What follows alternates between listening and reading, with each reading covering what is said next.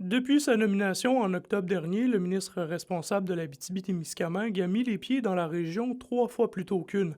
Son prédécesseur Mathieu Lacombe était venu que 2 fois en l'espace d'un an. J'ai pu rencontrer des personnes aussi qui s'intéressaient aux familles autochtones, aux personnes en situation d'itinérance. On a fait l'annonce d'un observatoire sur l'analyse des émissions de contaminants sur la santé et l'environnement, aussi les missions de recrutement international, l'immigration, la main-d'œuvre, la pénurie qu'on connaît, particulièrement aussi ça.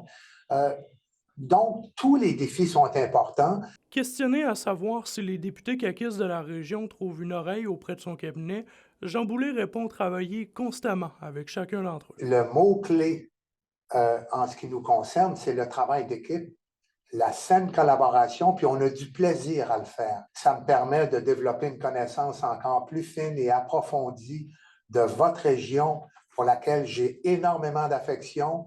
Et c'est comme ça qu'on a l'intention de travailler, puis que nous allons continuer de travailler, tout le monde ensemble.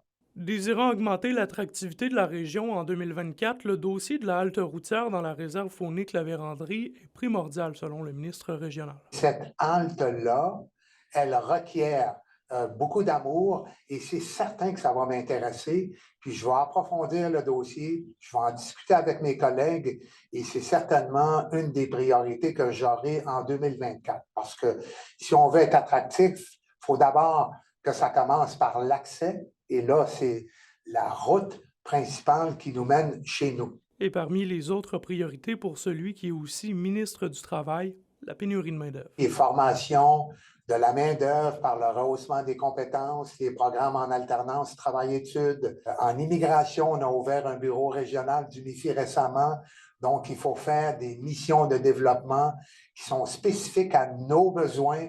Avec le CISAT, je m'intéresse beaucoup au recrutement et à la rétention des infirmières. Au courant de l'an prochain, Jean Boulet assure qu'il continuera sur sa lancée quant à la fréquence de ses passages dans la région et compte être visible à plusieurs reprises.